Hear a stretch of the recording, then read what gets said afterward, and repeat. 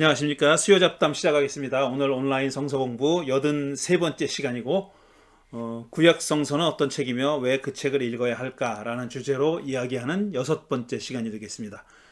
자, 지난주에 광고했듯이 오늘은 지혜서, 지혜문학에 대해서 얘기하겠습니다. 구약 성서의 지혜문학은 잠언, 욥기, 전도서 이 세 권입니다. 개신교 성서의 지혜문학은 이 세 권입니다.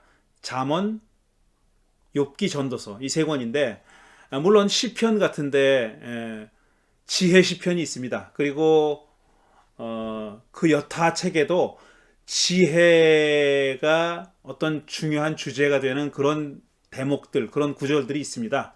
그렇게 흩어져 있는데 온전히 한 권의 책이 전체가 지혜서로 되어 있는 책은 세 권이죠. 잠언, 욥기, 전도서 세 권이고 또 가톨릭 교회에서는 이 이외에 제2경전 안에 두 권의 지혜서가 더 있습니다. 솔로몬의 지혜서, 그 다음에 집회서 이 두 권이 더 있습니다. 그러니까 개신교에서는 모두 세 권의 지혜서가 있고 가톨릭 성경에서는 5권의 지혜서가 있다고 기억하시면 되겠습니다. 자, 지혜서, 지혜문학의 특징을 먼저 몇 가지 말씀드린 다음에 잠언에 대해서 얘기하겠습니다. 구약성서 지혜문학의 특징은 아주 흥미로운 몇 가지 특징인데 첫 번째로는 이스라엘의 구원 역사와 관련된 주제들, 예를 들어서 출애굽이나 아니면은 언약을 맺은 거, 신의 산에서 언약을 맺은 거, 그 다음에 계명을 받은 얘기, 그 다음에 뭡니까? 하나님의 계시를 받은 얘기, 예언자들에게 하나님의 말씀이 전해져서 그걸 백성들에게 전한 얘기 등등 이스라엘의 구원의 역사에서 중요한 주제가 되는 그런 내용들이 전부 다 빠져 있습니다. 지혜서에서는 그런 주제들을 찾아볼 수가 없어요. 뭐 신의 산 언약 이런 것도 없고 그 다음에 왕을 선택했다는 이런 얘기도 없고 출애굽 얘기도 없고 뭐 하나님의 계명에 관한 얘기들도 없어요. 물론 계명이나 이런 얘기들이 등장합니다. 그런데 그 계명의 내용이 이스라엘 백성에게만 독특하게 주어진 계명이 아니라 일반적인 도덕 윤리라고 부를 수 있을 만한 그런 보편적인 일반적인 윤리 도덕 그 내용인 경우가 있습니다. 계명이라고 해도 내용이 그런 내용으로 되어 있다 하는 거죠. 그러니까 한마디로 얘기하면 이스라엘의 구원 역사와는 별 상관이 없는 내용들을 담고 있는 책이 바로 지혜서입니다. 첫 번째 특징이 되겠고 두 번째 특징은 뭐냐면은 이 지혜서의 내용은 고대 중동 문화권에 골고루 퍼져 있습니다.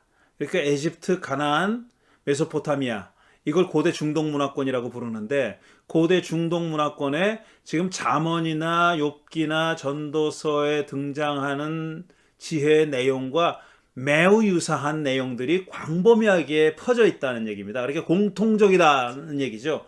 고대 중동 문화권의 공통적인 주제입니다. 내용도 거의 비슷하고요. 심지어는 잠언의 어떤 일부는 에집트에 있는 어떤 지혜서의 일부를 그대로 가지고 온 것도 있어요. 이게 문제가 됐습니다. 왜냐하면은 구약성서의 내용은 야훼 하나님의 독특한 계시, 어떤 전무후무한 독특한 계시의 내용이라고 오랫동안 그렇게 생각해 왔는데 에집트에서 잠언하고 똑같은 내용이 발견됐단 말이에요. 그런데 그 에집트의 문서가 구약성서보다 오래됐어요. 그러니까 구약성서가 에집트에서부터 가져왔다고 볼 수밖에 없잖아요. 그러니까 독특성, 뭐 오리지널리티 이런 게 없다는 얘기죠. 적어도 그 대목만은 외부에서 가져왔다는 얘기인데 이게 처음에 그런 것들이 발견되고 그런 문서들이 발견되고 그 관련성을 연구하는 사람들을 매우 당혹스럽게 만들었다는 것은 아주 불을 보듯이 화난 거죠. 어쨌든 좌우간 이 잠언, 전도서, 욥기에 들어있는 지혜의 내용은 고대 중동 문화권에 광범위하게 펼쳐져 있는 보편적으로 존재하는 것과 내용이 비슷하다라는 겁니다. 세 번째로는 이 지혜 내용이 보편주의적입니다. 보편적입니다. 지금 말씀드린 대로 보편적인 거고, 그 다음에 매우 실용적이에요. 우리 실생활에서 발견할 수 있고 또 실생활에 직접 적용할 수 있는 지혜 내용들입니다. 그러니까 굉장히 뭐 어떤 사변적인 내용이나 아주 추상적이고 사변적인 내용이 아니라, 그런 내용이 아니라 지금이라도 구체적인 일상생활에서 적용할 수 있는 그런 생활 지혜에 가까운 내용들이 많이 들어있다는 거죠. 그리고 그 지혜가 어디서부터 만들어졌느냐 하면은, 나왔느냐 하면은 관찰, 자연을 관찰하고 우리 인간의 삶을 관찰하고 사회를 관찰하고 이런 관찰을 통해서 경험적으로 얻은 지혜, 그런 지혜의 내용입니다. 이것은 그러니까 대부분 다른 구약성서의 다른 책에서는 하나님께서 계시해 주셔서 알게 되잖아요. 그러니까 계명을 받은 것도 계시에 의해서 알게 된 거고, 그 다음에 예언자를 통해서 하나님의 말씀이 전해지는 것도 다 계시를 통해서 전해지는 건데, 그런 똑같은 루트를 취하지 않은 겁니다. 그러니까 계시를 통해서 일상적인 구체적인 실용적인 그런 지혜를 받은 게 아니라는 거죠. 사람이 관찰을 하고 그 다음에 경험을 통해서 얻어진 그런 지혜라는 얘기입니다. 그런 특별한 독특한 성격을 가지고 있는 것이 구약성서의 지혜 문학이, 지혜서가 전하는 지혜입니다. 물론 이 이외에도 다른 특징들이 있지만 이 세 가지를 중점적으로 뽑을 수가 있는 겁니다. 자, 이제 그러면은 잠언에 대해서 구체적으로 잠언에 대한 얘기를 들어가겠습니다. 첫 번째로 눈에 띄는 것이 1장 1절이에요. 이것은 다윗의 아들 이스라엘 왕 솔로몬의 잠언이다. 이렇게 시작합니다. 그러니까 잠언 전체 내용이, 그 이하에 나오는 모든 잠언의 내용이 마치 솔로몬이 저자인 것처럼, 솔로몬에게 귀결되는 것처럼 그렇게 적고 있습니다. 그렇지만 좀 아까 말씀드린 대로 일정 부분은, 특별한 부분은 에집트의 지혜서를 그대로 가지고 온 것이 있죠. 그 다음에 다른 그 저자를 밝히는 대목들이 있습니다. 잠언 안에도 이게 솔로몬의 입에서 나온 말이 아니라 다른 사람의 입에서 나왔다는 그런 서술이 있는 대목이 있어요. 그럼에도 불구하고 왜 1장 1절은 잠언의 저자가 솔로몬이라고 했을까? 마치 전체가 솔로몬이 쓴 거인 양 그렇게 서술했을까? 하는 질문이 나오죠.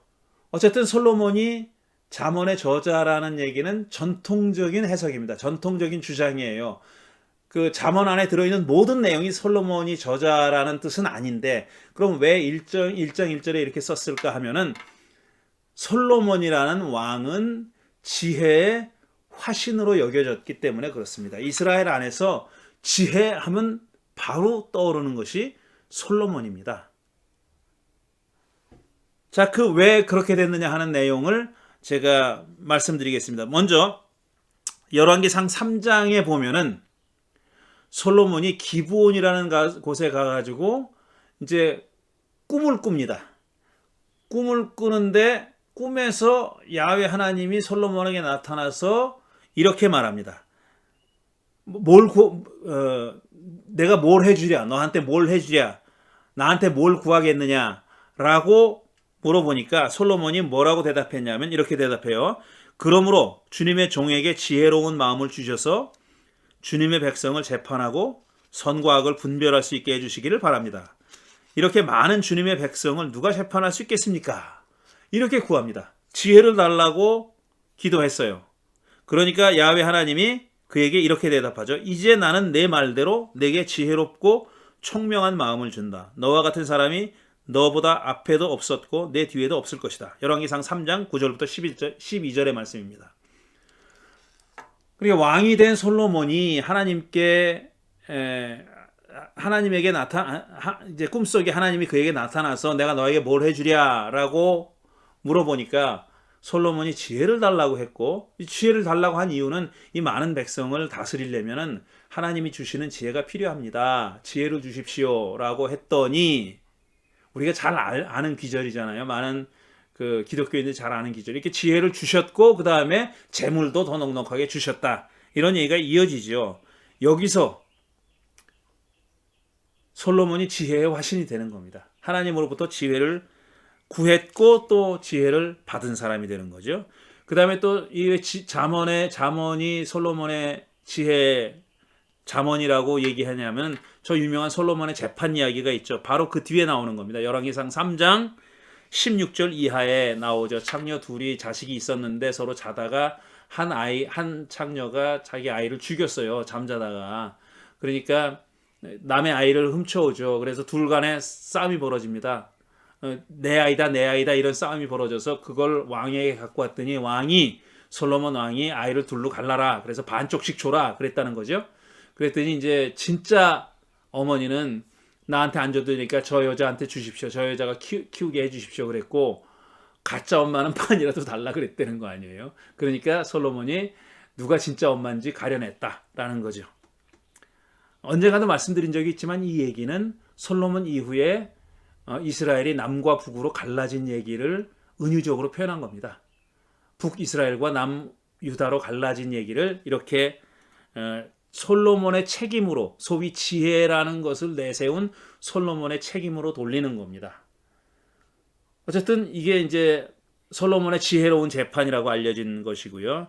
그 다음에 또 열왕기 하 4장을 보면은 열왕기 하를 쓴 역사서가 솔로몬의 지혜에 대해서 이렇게 설명하고 있어요. 하나님께서 솔로몬의 지혜와 총명과 넓은 마음을 바닷가의 모래알처럼 한없이 많이 주시니 솔로몬의 지혜는 동양의 어느 누구보다도 또 이집트의 어느 누구보다도 더 뛰어났다. 그는 어느 누구보다도 더 지혜로웠다. 그는 3,000가지의 잠언을 말하였고 1,005편의 노래를 지었고 레바논에 있는 백향목으로부터 벽에 붙어서 사는 우슬초에 이르기까지 모든 초목을 놓고 논할 수 있었고 짐승과 새와 기어다니는 것과 물고기를 두고서도 가릴 것 없이 논할 수 있었다. 그래서 그의 지혜에 관한 소문을 들은 모든 백성과 지상의 모든 왕은 솔로몬의 지혜를 들어서 배우려고 몰려왔다 그랬어요. 그러니까 솔로몬이 이렇게 지혜가 많은 사람이었다, 지혜로운 사람이었다라는 거고 그 지혜는 야훼 하나님으로부터 비롯됐다고 말하고 있습니다. 근데 솔로몬이 갖고 있는 지혜가 어떤 성격이었냐 하면은 잠언을 짓는 능력, 잠언을 남긴, 우리가 가지고 있는 잠언처럼 잠언을 남길 수 있는 능력, 그 다음에 노래를 지을 수 있는 능력, 그 다음에 식물과 동물의 종류와 그 이름을 알고 분류할 줄 아는 능력, 이걸 지혜로 들고 있습니다.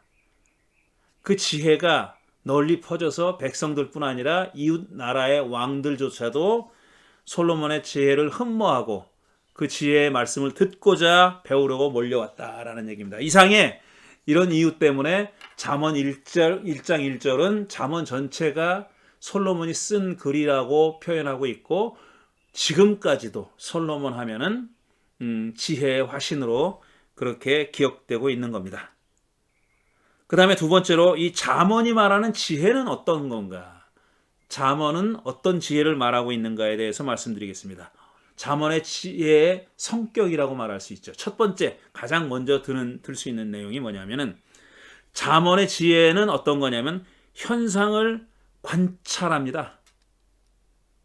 현상을 자세히 관찰해서 그걸 범주화하는 걸 지혜라고 얘기합니다. 그러니까 날아다니는 새, 지상을 다니는 동물, 그 다음에 물속에 있는 동물처럼, 물고기처럼 이렇게 범주화하는 겁니다. 이건 여기 속하고 저건 저기 속하고, 얘는 얘네들과 한 종류고 쟤는 쟤네들과 한 종류고, 이렇게 분류하는 것을 지혜라고 얘기해요. 근데 그 분류하는 것이 어디서 비롯됐냐 하면은 관찰에서 비롯됐고 사고하는 데서 비롯된 겁니다. 말하자면 인간의 인텔렉트를 쓰는 거예요. 지성을 쓰는 겁니다. 이성을 사용해서 판단하는 거죠. 앞에서도 말씀드렸지만 이것은 인간의 지성과 이해와 이런 것과 상관없이 하나님께서 주시는 계시에 의해서 얻어진 어떤 지식이나 지혜와는 구별되는 겁니다. 그런 성격이 아니에요. 잠언의 지혜는 현상을 면밀히 관찰하여 그것을 아주 세세하게 범주화시키는 이성을 갖고서 범주화시키는 그런 겁니다. 이렇게 해서 거기서 끝나는 게 아니라 잠언의 지혜는 그렇게 관찰과 경험을 통해서 얻어진 지혜를 아버지가 아들에게 혹은 선생이 제자에게 계승시키는 것까지 포함합니다. 잠언은 그 계승시키는 것을 매우 강조해서 얘기하고 있습니다. 이게 잠언의 첫 번째 지혜의 첫 번째 성격이고요. 그 다음에 두 번째 성격은 한마디로 말해서 잠언의 지혜는 인과응보입니다. 원인이 있으면 결과가 있다는 겁니다. 원인과 결과는 서로 상응한다, 삼았는다, 삼았다, 상응한다라는 겁니다. 원인이 있으면 거기에 맞는 결과가 반드시 따라온다. 이것이 바로 잠언이 말하는 지혜입니다. 그래서 잠언 24장 30절 이하를 보면 이런 말이 있어요. 게으른 사람의 밭과 지각이 없는 사람의 포도원을 내가 지나가면서 보았더니, 자, 관찰했더니 그런 얘기예요. 관찰했더니 거기에는 가시덤불이 널려 있고 엉겅퀴가 지면을 덮었으며 돌담이 무너져 있었다. 그렇죠. 당연히 게으른 사람의 밭이나 포도원은 그런 거죠. 아무도 돌보지 않았으니까 가시덤불이 자라나서 거기 덮여 있고 엉겅퀴가 지면을 덮었고 또 돌담은 무너져 있었다. 돌보지 않으니까 이렇게 되는 거죠. 나는 이것을 보고 마음 깊이 생각하고 교훈을 얻었다. 조금만 더 자야지, 조금만 더 눈을 붙여야지, 조금만 더 팔을 베고 누워 있어야지 하면 가난이 강도처럼 들이닥치고 빈곤이 방패로 무장한 용사처럼 달려들 것이다. 이게 관찰의 결과입니다. 원인은 뭐냐 하면은 게으름. 결과는 이런 형태, 이런 그 폐허가 된, 아무도 가꾸지 않고 돌보지 않아서 이제 폐허가 된 포도원, 이렇게 되는 겁니다. 이게 원인과 결과죠. 근데 이런 원인에서부터 이런 결과가 초래된다는 것은 사람이 머리를 써서 관찰함으로써 알게 된다는 얘기예요. 관찰을 통해서 알게 된다라는 거죠. 그 다음에 하나 덧붙이자면 마음 깊이 생각하고 그랬어요. 명상하는 겁니다. 자기가 관찰한 내용을 이게 무슨 의미가 있나? 이게 어디서 비롯됐을까? 아니면 이것이 어떤 결과를 낳을까라는 것을 깊이 관찰하면서 또 명상하는 거죠. 관상하는 거죠. 그걸 통해서 얻은 지혜, 이게 잠언이 말하는 지혜입니다. 이게 가장 기본적인 잠언의 지혜의 원칙입니다. 제일 밑바닥에 깔려있는 파운데이션이고 프린스플이에요. 원리고 원칙입니다. 이게 기본 철칙이라는 거예요. 기본 원칙이라는 겁니다. 인과응보가, 사필귀정 인과응보가 잠언 지혜의 기본 원칙이에요. 그런데 잠언이 그렇다고 해서 거기서 예외되는 경우 혹은 여기 원인 결과에 인과응보에 상응하지 않는 경우가 없다고 생각하느냐? 그건 아니에요. 예외적인 경우도 있다는 것을 잠언은 알고 있습니다. 잠언의 지혜는 알고 있어요. 그래서 그 어긋나는 경우, 상응하지 않는 경우에 대한 어떤 일종의 워닝, 경고, 워닝 같은 것도 분명히 얘기하고 있습니다. 그리고 이런 원칙이 그렇다는 것은 우리가 인정하지만 그럼에도 불구하고 그 원인이 낳은 결과로 인해서 고통당하는 사람에 대한 무관심, 이건 잘못됐다라고 얘기합니다. 그게 이제 가난에 관한 얘기인데 잠언이 빈곤, 가난에 대해서 뭐라고 얘기하냐면은 그건 기본적으로는 게으름의 결과라는 것을 얘기해요. 그 분명히 그렇습니다. 가난한 사람은 그가 게으르기 때문에 가난하다, 이렇게 얘기합니다. 물론 현대에는 이게 맞지 않는 얘기예요. 현대 모든 사람들이 가난한 이유는 가난한 모든 사람들이 그가 게으르기 때문은 아닙니다. 구조적이고 체계적인 시스템의 문제, 스트럭처의 문제가 분명히 있어요. 어떤 사람은 아무리 열심히 일해도 가난에서 벗어나지 못하는 사람들이 있어요. 그거는 뭐 부인할 수 없는 사실이죠. 근데 이 고대 사회에는 지금 같은 그런 시스템이 아니었단 말이에요. 그래서 대부분의 사람들이 그 공동체 안에서 가난한 사람은, 이스라엘이라는 공동체 안에서 가난한 사람은 그가 게으르기 때문인 겁니다. 그게 가장 밑바닥에 깔려있는 원인이고 이유인 거예요. 물론 말씀드렸듯이 여러분들이 아시다시피 예언자들은 그렇게만 얘기하지 않습니다. 예언자들은 반드시 그게 가난이 그 사람의 게으름 때문이라고만 얘기하지 않아요. 부자들의 착취가 가난한 사람들의 빈곤을 만들어낸다, 원인이라고 분명히 비판하고 비난하고 심판을 선언하는 예언자들이 많이 있어요. 그렇지만 이 잠언의 윤리, 잠언의 도덕은 그와 다릅니다. 게으르기 때문에 가난하다. 또 한 번 그렇지만 그렇게 가난한 사람은 그럼 어떻게 해야 될 것이냐. 그가 게으름의 결과, 그의 게으름의 결과이기 때문에 그냥 저대로 살다가 죽도록 내버려야 될 것이냐, 내버려도 되나? 그렇게 말하지 않습니다. 그래서 가난은 게으름의 결과임에 분명하지만 잠언은 동시에 가난한 사람들에 대한 관심을 촉구하는 그런 목소리 또한 내고 있다는 겁니다. 두 가지 본문을 제가 예를 들겠어요. 10장 4절 보면 손이 게으른 사람은 가난하게 되고 손이 부지런한 사람은 부유하게 된다. 이 기본 원칙이에요. 조금 아까 인용한 24장의 말씀처럼 기본 원칙이 이런 겁니다. 그렇지만 14장 31절을 보면 가난한 사람을 억압하는 것은 그를 지으신 분을 모욕하는 것이지만 궁핍한 사람에게 은혜를 베푸는 것은 그를 지으신 분을 공경하는 것이다. 자, 이 두 가지 서술, 손이 게으른 사람 가난하게 되고 손이 부지런한 사람 부유하게 된다. 이것도 서술문이죠. 그러니까 있는 현실을 서술하고 있는 거예요. 묘사하고 있는 거예요. 디스크라이브하고 있는 거예요. 이래라 저래라 말하는 게 아니에요. 이렇다, 현실이. 이렇다라고 얘기하는 거예요. 게으른 사람은 가난하고 부지런한 사람은 부유하다. 이게 현실이다라는 겁니다. 그리고 또 가난한 사람을 억압하는 것은 그를 지으신 분을 모욕하는 것이지만 궁핍한 사람에게 은혜를 베푸는 것은 그를 지으신 분을 공경하는 것이다. 이것 역시 서술문처럼 보이지만 사실은 이렇게 하라는 뜻이 내포되어 있는 얘기잖아요. 이렇게 하라 저렇게 하라라는 말은 안 해요. 가난한 사람을 억압하는 사람은 그를 지으시는 모욕하는 것이다. 그러니까 모욕하지 말라 이런 말은 안 하지만 내포되어 있죠. 그 다음에 궁핍한 사람에게 은혜를 베푸는 것은 그를 지으신 분을 공경하는 것이다.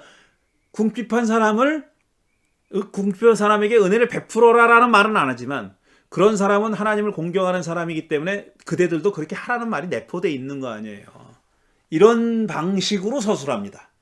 잠언의 지혜는, 그러니까 잠언의 윤리는 이렇게 저렇게 하라라고 명시적으로 말하는 내용도 있지만 이런 식으로 서술하는 방식으로 그 안에 어떤 그 행위를 하라고 명령 혹은 권유하는 그런 형식의 글들이 많이 있습니다. 그 다음에 또 하나 지적할 것이 잠언 지혜의 특징으로 지적할 것이 뭐냐면은 뇌물에 대해서도 서로 다른 얘기를 하고 있어요. 첫 번째로는 악인은 가슴에 안겨준 뇌물을 먹고도 재판을 그르친다. 17장 23절. 악인은 가슴에 안겨준 뇌물을 먹고서 재판을 그르친다 그랬어요. 뇌물 먹고 나쁜 판결을 내린다 이런 얘기예요. 그 사람한테 뇌물 준 사람한테 유리한 판결을 내린다 이런 뜻이에요. 그러니까 하지 말라는 뜻이 포함되어 있는 거죠. 악인들은 그렇게 하니까 너희들은 그렇게 하지 말라라는 뜻이 포함되어 있는 거지 않습니까? 그런데 또 동시에 21장 보면은 은밀하게 주는 선물은 화를 가라앉히고 품속에 넣어주는 뇌물은 격한 분노를 가라앉힌다 그랬어요. 이것도 서술 형식으로 되어 있어요. 디스크라이브 하는 형식입니다. 그렇지만 마치 화를 가라앉히려면 아니면 격한 분노를 가라앉히려면 은밀하게 선물도 주고 뇌물도 주라는 뜻이 포함되어 있잖아요. 여기 아주 약하지만 그런 뜻이 포함되어 있잖아요. 그러니까 이거는 현실과 이상 사이에 갈등이 있다는 것을 잠언은 알고 있습니다. 잠언의 지혜는 그런 현실을 알고 있어요. 무조건 실용주의자도 아니고 무조건 현실주의자도 아니고 그러니까 현실의 현실에 영합해서 영합이라는 말이 이렇게 생각이 안 나지. 현실에 영합해서 그대로 살아가라 이런 뜻은 아니에요. 그렇지만 또 동시에 이상적으로만 살 수 없다는 것도 알고 있어요. 잠언이. 이상주의자의 삶을 살 수만도 없다라는 것도 알고 있습니다. 뇌물이 이런 일을 할 수 있다. 격한 분노를 가라앉힐 수도 있다라는 것을 알고 있어요. 그 말에 이 말의 이면에는 어떤 경우에는 그게 워킹할 수도 있다라는 뜻이죠. 그러니까 이 현실주의와 이상주의 사이에 긴장이라고 제가 표현했는데 이런 내용들이 담겨 있습니다. 잠언 안에. 잠언의 지혜의 성격이에요. 이외에도 더 많은 성격을 들 수 있겠지만 이 정도에서 정리하고, 그럼 잠언이 이 상정하고 있는, 잠언이 생각하고 있는 하나님은 어떤 하나님인가? 이게 성경의, 구약 성경의 다른 책에 등장하는 하나님, 예를 들어 출애굽기나 뭐 사무엘이나 사사기나 이런 데 등장하는 하나님과 성격이 많이 다릅니다. 그래서 구약 성서에 등장하는 여타, 잠언 이외, 지혜서 이외의 여타 다른 책에 등장하는 하나님과 지혜서, 특히 잠언에 등장하는 하나님이 어떻게 다른지 하는 것을 살펴보겠습니다. 첫째로, 잠언의 하나님은 우주의 질서와 원인 결과의 상응함, 이걸 보장하는 분이에요. 그러니까 우주의 질서를 유지하는 분이에요. 자연 법칙을 돌아가도록, 자연 법칙이 시행되도록 하는 분입니다. 자연 법칙이 적용되도록, 실천되도록, 시행되도록 하는 분이에요. 그렇다고 물론 하나님이 무슨 시계공처럼 시계를 만들어 놓고 지가 알아서 가게 만드는 분은 아니에요. 근데 자연 법칙이 있고 자연의 우주의 질서가 있다는 겁니다. 자연 법칙과 우주의 질서를 만들어 놓으신 분이고, 그 다음에 원인이 있으면 그에 상응하는 결과가 만들어질 수 있도록 그거를 보장하는 분. 기본적으로 잠언의 하나님은 이런 분입니다. 하나님이 일하시는 건 분명한데 자연을 통해서 일하신다고 생각하는 거예요. 그러니까 인간의 역사를 통해서 자유롭게 개입하시는 분, 기적적으로 아니면 초자연적으로 개입하시는 하나님이 아니라, 그런 하나님이 아니라 철저하게 자연 속에서 자연의 어떤 그 법칙을 이렇게 잘 워킹하도록, 자연 법칙이 그 잘 적용되도록, 일할 수 있도록 그렇게 해주시는 분이라는 거예요. 그러니까 어떤 특별한 계시를 주거나 아니면 자연 법칙을 깨뜨려 가면서까지 초자연적으로, 기적적으로 자유롭게 개입하시는 그런 하나님이 아니다. 잠언의 하나님은 그런 하나님이 아니다. 그런 걸 기대하지 않는다 라는 얘기입니다. 그게 잠언의 신학이에요. 그래서 15장 3절을 보면은 주님의 눈은 어느 곳에서든지 악한 사람과 선한 사람 모두를 지켜보신다. 자, 악한 사람과 선한 사람이 있다는 것, 하나님이 그걸 다 무시한다. 그 차이가 없다고 생각하는 거 아니에요. 악한 사람은 악한 거고 선한 사람은 선한 겁니다. 그런데 그렇다고 해서 하나님이 악인들을 벌하고 선인들을 보상하기 위해서 어떤 특별한 방식으로 개입하는 건 아니고 지켜보신다 그랬잖아요. 지켜보신다. 지켜보시는 분이다 라는 얘기입니다. 그래서 결과적으로는 선한 사람은 은총을 복을 누리고 악한 사람은 징벌을 받도록끔 자연스럽게 그렇게 되도록끔 하시는 분이지, 케이스 바이 케이스로 개입해서 무슨 일을 바로 잡거나 당신의 의지대로 끌고 가시는 그런 분은 아니다라는 겁니다. 자, 그 다음에 두 번째로 잠언의 하나님은 인간을 신뢰합니다. 일단 이게 중요해요. 인간을 신뢰해요. 인간이 관찰을 하고 경험하고 명상하고 묵상하면은 자연의 질서를 깨우칠 수가 있고 만물을 운행하시는 하나님의 섭리를 알 수 있다. 그런 지혜를 가질 수 있다라는 것이 잠언의 기본적인 인간에 대한 이해입니다.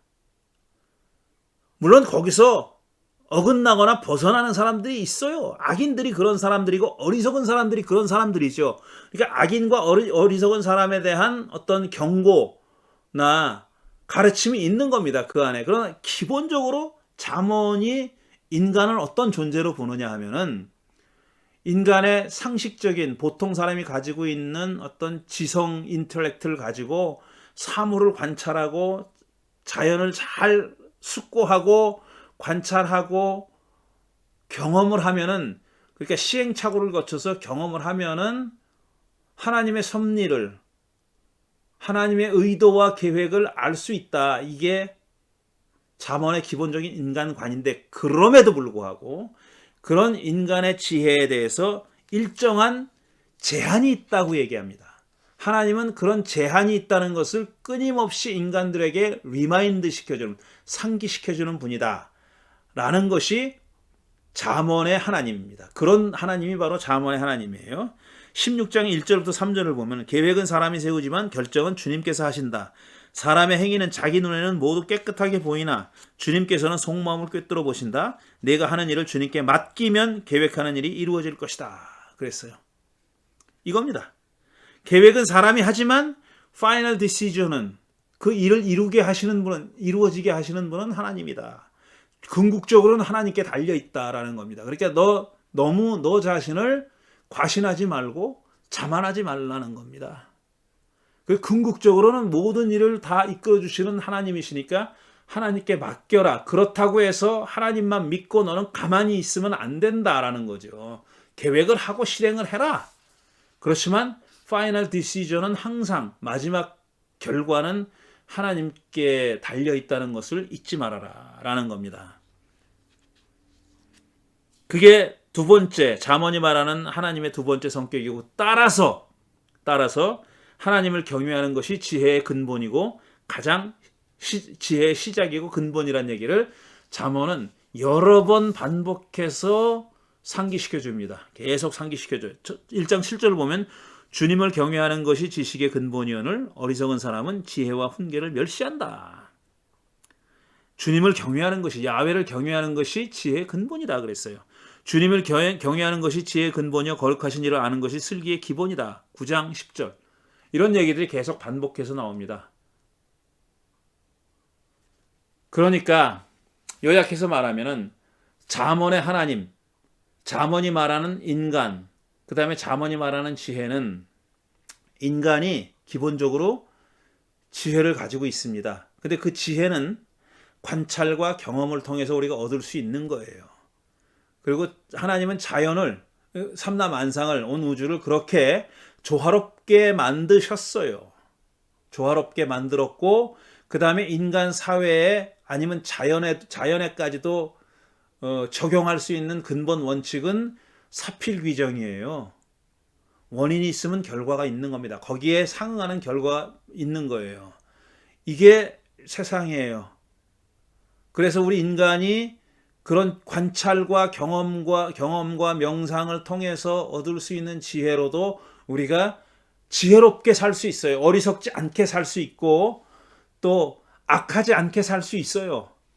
그렇지만 그런 인간의 지혜를 너무 지나치게 과신하는 것도 잠언이 계속 경계하고 있는 바입니다. 왜냐하면 야훼 하나님을 경외하는 것이 이 모든 지혜의 시작이고 가장 밑바닥에 있는 근본이기 때문에 그렇다 하는 겁니다. 이게 바로 잠언이라는 책입니다. 두 번째로 욥기에 대해서 말씀드리겠습니다. 욥기는 잠언보다 조금 더 많이 복잡합니다. 자, 욥기라는 책, 먼저 배경을 보면은 욥기에 지금 우리가 가지고 있는 욥기의 배경은 마치 이스라엘의 아브라함, 이삭, 야곱, 요셉 같은 족장 시대, 이스라엘 족장 시대가 역사적인 배경인 것처럼 그려지고 있습니다. 가장 눈에 띄게 보이는 점은 욥이 가지고 있는 재산이 짐승들의 숫자로 카운트되고 있잖아요.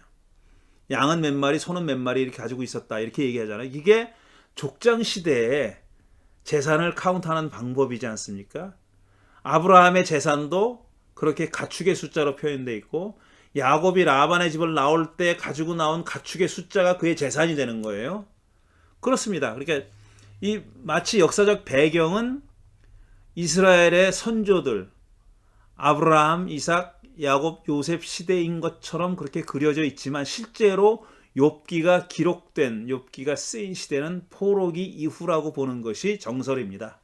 심지어 어떤 사람들은 이게 헬라 시대, 그리스 시대라고, 알렉산더 대왕 이후 시대라고 이렇게 말하는 사람도 있어요. 기원전 한 2세기, 3세기 경이라고 보는 거죠. 그렇게 늦게 보는 이유 가운데 하나가 욥기가 사용하는 터미널러지, 용어들이, 언어들이 굉장히 후대 히브리어다라는 것도 그 중에 그렇게 볼 수 있는 이유 중에 하나이고, 그 다음에 욥기가 다루고 있는 신학이 그런 이스라엘의 후대 상황을 반영하고 있다. 어떤 사람은 그게 바벨론 포로로 잡혀간 이후에 이스라엘 백성들이 당한 고난에 관한 깊은 성찰이다, 이렇게 보는 사람도 있고, 또 심지어 어떤 사람은 그게 그 후대 마카비 시대, 그러니까 마카비 시대를 반영하고 있다라고 보는 그런 사람들도 있습니다. 어쨌든 문학적 배경과 실제 역사적 배경은 그런 거고요. 그 다음에 욥기의 구성을 보면은 욥기는 크게 봐서 세 부분으로 나눌 수 있어요. 산문 형식으로 되어 있는 서론, 그게 1장과 2장입니다. 앞으로 전개될 욥기의 긴 대화체의 배경이 되는 얘기예요. 1장과 2장. 욥이라는 아주 착한 훌륭한 믿음이 좋은 사람이 살았어요. 재산도 많고 자식들도 많고 그렇게 아주 행복하게 살았는데, 그게 지상에서의 모습입니다. 욥의 모습인데, 그와는 별도로 천상에서는 어떤 일이 벌어졌느냐 하면은 하나님과 더 사탄이라고 하는 그 정관사가 붙어있는 사탄, 그러니까 악의 화신 사탄이 아니라 악의 화신이 되기 전입니다. 이 사탄은 말하자면 어떤 그 검사 같은 존재예요. 지상을 돌아다니면서 지상에 무슨 일이 벌어지고 있느냐 하는 것을 하나님께 보고하는 그런 역할을 하는 그런 존재입니다. 그 욥과 관련해서 사탄과 하나님 사이에 벌어진 일종의 내기의 얘기가 또 하나의 배경입니다. 땅에서는 욥이 그렇게 행복하게 잘 살고 있는데, 천상에서는 어떤 일이 벌어지냐면은 이런 일이 벌어져요. 하나님이 이제 욥을, 너 지상에 돌아다니면서 뭘 봤느냐? 내 아주 훌륭한 욥이라는 친구를 봤냐? 걔가 얼마나 훌륭하냐 그랬더니 사탄이 이렇게 하나님께 딴죽을 겁니다. 하나님이 모든 걸 다 베풀어 주셨으니까 걔가 그렇게 하나님을 잘 경외하고 잘 믿고 살지, 가진 거 다 뺏어가 보십시오. 분명히 하나님을 저주할 겁니다. 뒤돌아설 겁니다. 라고 얘기했어요. 그래서 내기가 벌어집니다.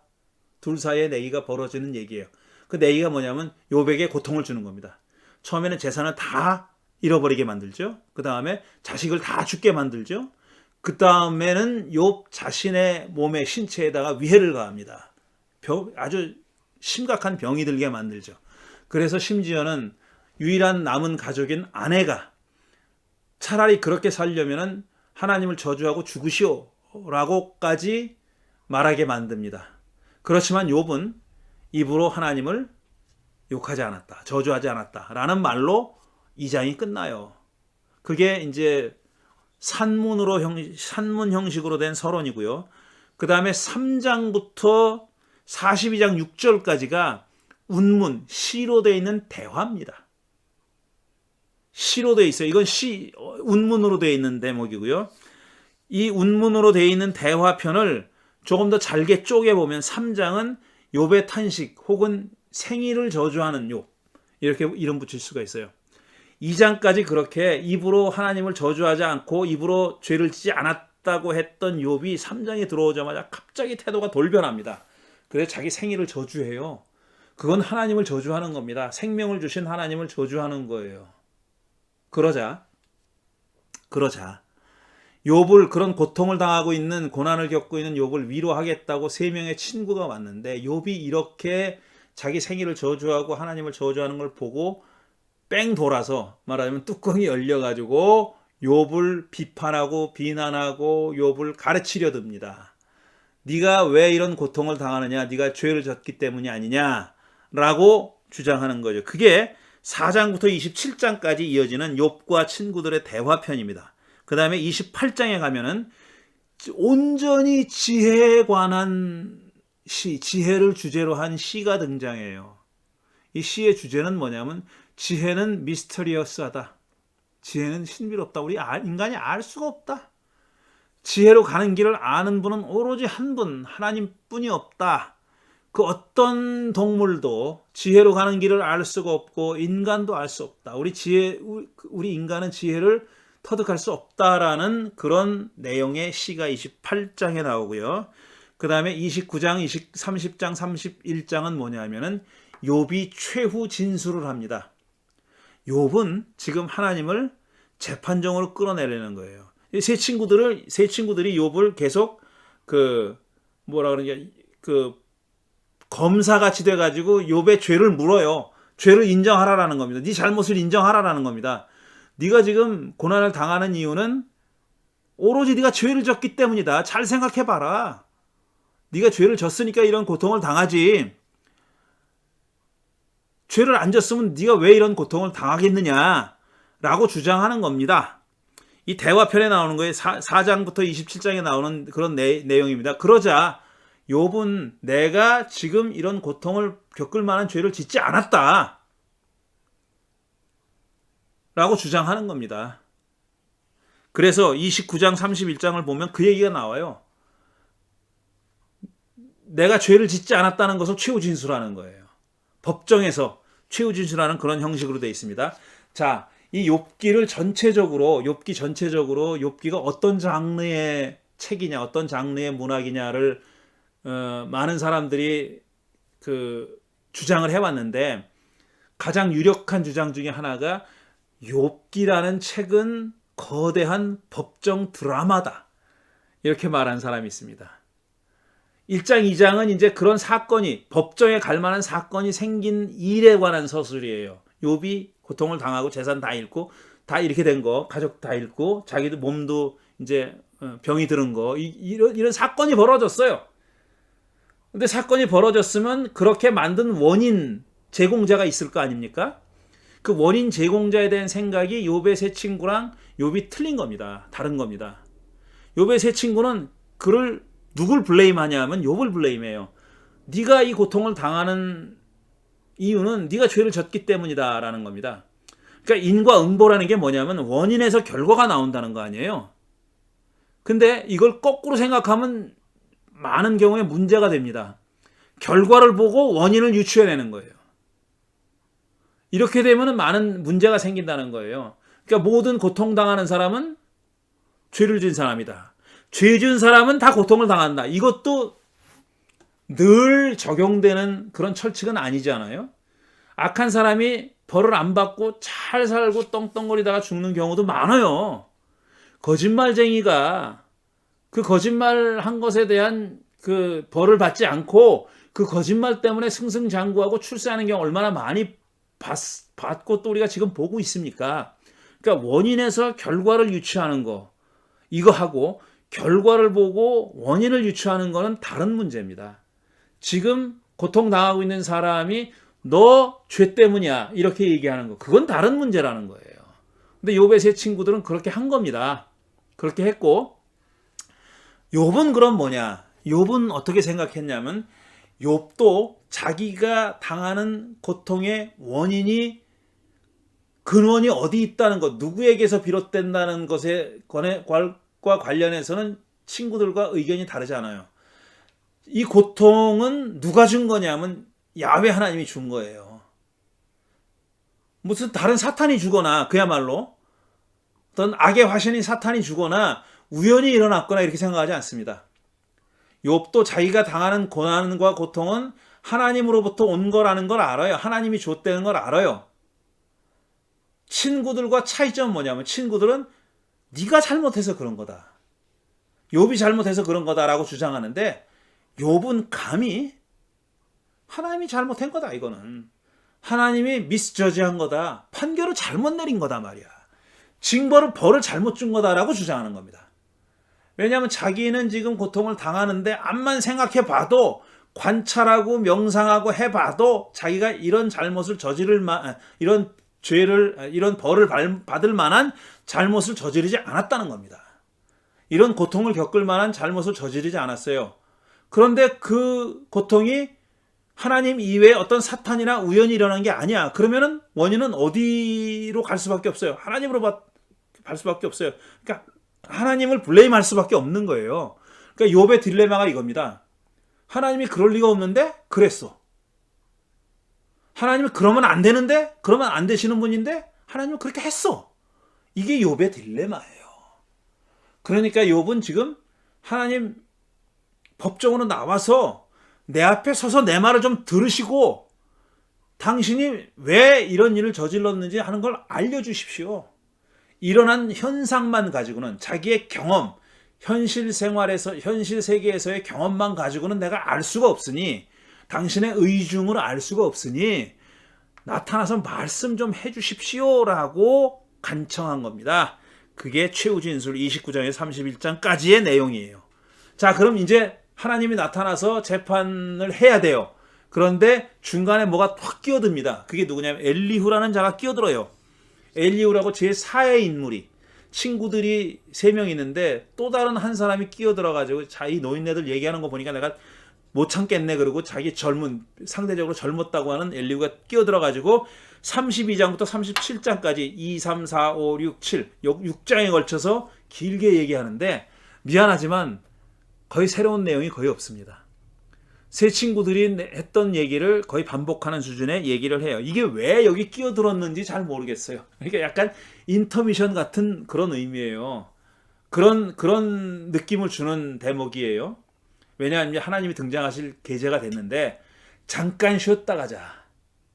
잠깐만 쉬었다 가자 이런 뜻이 포함되어 있다고 그렇게 여겨집니다. 그 다음에 이제 드디어 하나님이 폭풍 가운데, 회오리 바람 가운데 나타나셔가지고 2차례에 걸쳐서 긴 연설을 하시는데 그게 38, 39장, 그 다음에 40, 41장입니다. 그리고 마지막으로 욥이 응답하는 얘기가 42장 1절부터 마지막 장 6절까지고 나머지 부분 42장 7절부터 끝까지가 결론이에요. 산문 형식으로 된 결론. 이렇게 구성되어 있습니다. 욥기가 이런 구성을 가지고 있고요. 그 다음에 욥기의 등장인물은 뭐 길게 얘기하지 않겠습니다. 산문 형식의 서론에서는 욥과 그의 가족, 그 다음에 하나님과 사탄이 등장하죠. 욥과 그의 가족은 지상에 있고 하나님과 사탄은 천상에 있어요. 서로 다른 차원의 세계에 지금 존재하고 있습니다. 위에서는 아래를 알지만 아래서는 위를 몰라요. 그래서 지금 욥기가 전개되는 겁니다.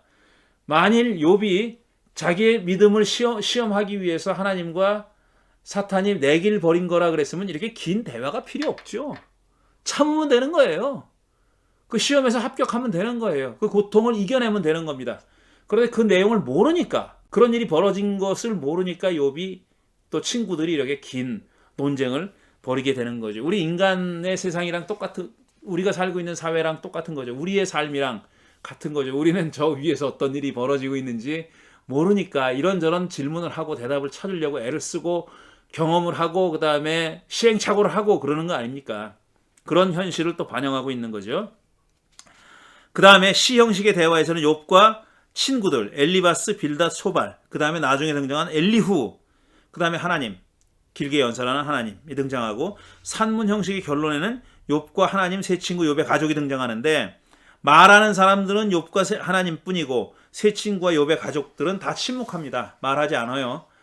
욥의 세 친구들은 하나님의 심판을 받는데 여전히 그 심판을 받고도 아무 말도 하지 않습니다. 침묵합니다. 자, 지금 여러분이 보시는 그림은 짐작하시겠지만 왼쪽에서 두 번째 사람이 욥이고요. 왼쪽에 있는 사람은 욥의 아내로 보입니다. 그리고 오른쪽에 있는 세 사람은 욥의 세 친구죠. 이 사람들이 손가락질하면서 욥을 지금 힐난하고 비난하고 성토하고 비판하고 있는 그런 그림입니다.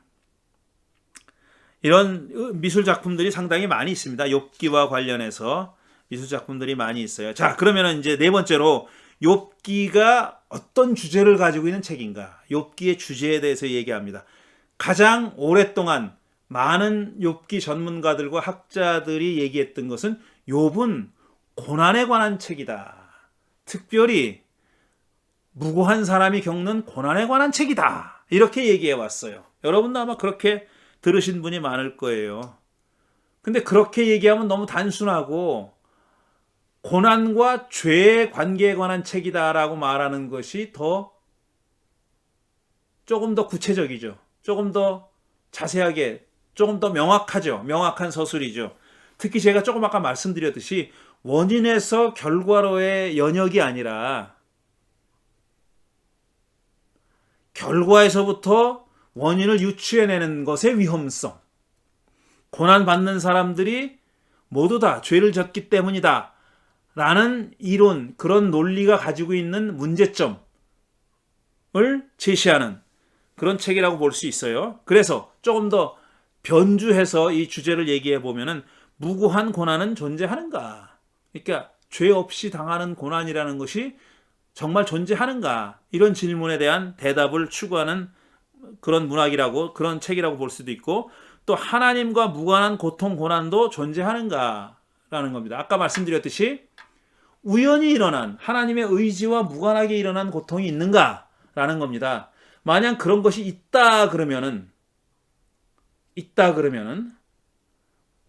세상의 삼라만상을 다스리고 지배하는 하나님이 아닌 거죠.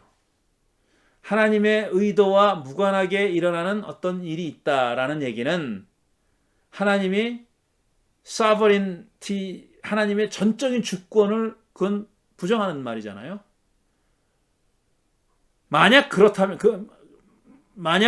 그렇지 않고 하나님과 무관한 고통도 있다. 그러면은 지금 말씀드린 대로 하나님의 주권 이외에, 주권 바깥에서 벌어지는 일도 있다라는 뜻이 되고, 하나님과 무관한 고통은 없다라고 하면은 욥이 당한 고통은 뭐냐 말이야. 욥을 읽는 사람은 다 알잖아요. 욥이 죄가 있어서 고통당하는 게 아니라는 걸 알잖아요. 그가 당하는 고통은 시험이고 하나님과 사탄 사이에서 벌어진 내기의 결과다 라는 거잖아요. 그러니까 그거는 원인이 있으면 결과가 있다는 것과 또 안 맞는 겁니다. 죄도 안 졌는데 고통을 당했다는 얘기죠. 이런 문제들, 그래서 결과적으로는 하나님도 부당할 수 있는가? 라는 질문에 대한 하나의 대답을 추구하는 그런 책이라고 볼 수 있는 거죠. 하나님도 부당할 수 있는가? 하나님이 늘 옳은가? 늘 정당한가? 이런 겁니다. 그래서 이 마지막 질문과 관련해서 또 하나 제가 중요하게 생각하는 욥기의 주제 중에 하나는 뭐냐면, 두 번째, 하나님은 변호받기를 원하는가라는 그런 주제입니다. 이걸 욥기를 연구하는 사람들이 많이 얘기하지 않는 얘기예요. 많이 말하지 않는 얘기입니다. 하나님은 정말 변호받기를 원하는가? 뒤집어서 말하면 우리는 늘 하나님을 변호해야 되는가라는 거예요. 늘 하나님은 옳다고 얘기해야 되는가? 이런 뜻이에요. 자, 13장 7절부터 9절을 보면 이렇게 돼 있어요. 너희는 왜 허튼 소리를 하느냐? 욥이 지금 친구들한테 하는 얘기입니다. 너희는 하나님을 위한다는 것을 빌미삼아 알맹이도 없는 말을 하느냐? 이거 우리가 다 뜨끔할 수 있는 얘기입니다. 많은 기독교인들이, 많은 그리스도인들이 하나님을 변호한답시고 영혼 없는 말을 하는 경우가 얼마나 많아요. 영혼 없는 말, 영혼 소울리스한 말, 그야말로 영혼이 없는 말을 하는 경우가 얼마나 많냐고요. 그냥 툭 건드리면 나오는 자동 판매기처럼 하나님을 위하고 변호한답시고 하는 말이 얼마나 많냐고요. 이게 장례식장 가서 사람들이 많이 얘기합니다. 장례식장 가서 하는 말들이 많아요. 장례식장뿐 아니지 사실은. 그냥 인사치레로 하는 말, 그냥 의미 없이 하는 말, 그렇게 하나님을 위한다고, 하나님을 변호한다고, 모든 경우에 하나님이 옳다고, 심지어는 소울도 담지 않고 영혼도 담지 않고 하는 말을 하는 것이 옳으냐? 아니면 honest to God, 하나님께 대해서 정말 솔직한, 신에게 솔직히, 하나님에게 솔직하게 나의 느낌과 나의 상태와 나의 상황과 나의 의심과 나의 섭섭함과 나의 분노와 이런 것을 가감 없이 있는 그대로 쏟아놓는 것이 옳으냐 하는 겁니다. 시편에는, 지난주에 말씀드렸듯이 시편에는 그런 시편들이 많아요. 불평시라고 하는 거, 탄원시라고 하는 거, 아주 정직하게 하나님께 자기가 갖고 있는 감정을 있는 그대로 표현한 그런 시편들이 많아요. 하나님을 변호하는 것이 옳으냐? 하나님은 변호받기를 원하시는 분이냐 하는 거죠. 법정에서 하나님을 변호할 셈이냐? 하나님을 변호하려고 논쟁을 할 셈이냐? 하나님이 너희를 자세히 조사하셔도 좋겠느냐? 그렇게 변호하려고 하는 너희의 속마음을 하나님이 조사하셔도 좋겠느냐? 너희가 사람을 속이듯 그렇게 그분을 속일 수 있을 것 같으냐? 욥은 친구들이 하는 말이 이렇게 들리는 겁니다. 이런 식으로 들리는 거예요. 이게 또 욥이 지금 내세우고 있는, 말하고 있는 하나의 중요한 신학적인 주제라고 저는 본 겁니다. 세 번째로, 자, 고난의 문제가 아니다. 욥기가 고통의 문제 혹은 죄와 고난의 관계에 관한 문제가 아니다. 그것보다 더 광범위한 주제를 다루고 있다라고 주장하는 사람은 이렇게 얘기합니다. 보상이 없어도, 그러니까 아무것도 주어지지 않아도 하나님을 믿을 수 있을까라는 것이 욥기의 주제다. 얻는 것이 없어도 하나님을 믿을 수 있는가, 예수를 따를 수 있는가 하는 것이 욥기의 주제다라고 주장하는 사람이에요. 이게 욥기 시작 처음부터 나옵니다. 사탄이 하나님께 이렇게 얘기해요. 그러자 사탄이 주님께 아뢰었다. 욥이 아무것도 바라는 것이 없이 하나님을 경외하겠습니까? 이게 핵심 질문이라는 거예요. 욥기의 핵심 질문은 바로 이거다. 아무것도 바라는 것이 하나님을 경외하겠는가? 우리는 아무것도 바라지 않고 하나님을 믿을 수 있는가? 그러니까 죽어서 영생을 얻지도 못하고 죽어서 천국 가지 못해도 우리는 하나님을 믿을 수 있는가? 라는 질문을 하고 있는 겁니다. 아마 이렇게 물으면은 당혹스러워할 그리스도인들이 적지 않을 거예요. 저는 어떤 사람은 이렇게 노골적으로 말하는 사람들도 많이 봤습니다. 아니, 그거 없으면 왜 우리가 예수를 믿나? 이렇게 얘기하는 사람들도 많이 봤어요. 아니, 이게 그냥 제가 본 일부 사람이 아니라 아마 대부분의 많은 그리스도인들이 그렇게 믿을 겁니다. 아니, 내가 영생을 얻지도 못하는데, 천국에 가지도 못하는데 그걸 뭐하러 이곳에 생고생을 하면서 하나님을 믿어? 예수를 따르고 예수의 제자의 삶을 살래 그래. 모든 걸 포기하고 예수님 말씀대로 다 버리고 자기 십자가를 지고 왜 예수를 따르겠는가? 보상도 없는데 예수의 제자들 봐. 가장 잘났다는 제자들도 당신이 다시 오실 때 좌우의 자리를 달라 그러지 않았어. 그게 인지상정인데 이렇게 생각하는 사람들이 많이 있죠. 그 질문을 하고 있는 거예요. 지금 욥기는. 욥기가 바로 그 질문하고 있는 겁니다. 주님께서 그와 그의 집과 그가 가진 모든 것을 울타리로 감싸주시고 그가 하는 일이면 무엇에나 복을 주셔서 그의 소유를 온 땅에 넘치게 하지 않으셨습니까? 그러니까 믿는 거죠. 이렇게 얘기하는 거죠. 이제라도 주님께서 손을 드셔서 그가 가진 모든 것을 치시면 그는 주님 앞에서 주님을 저주할 것입니다.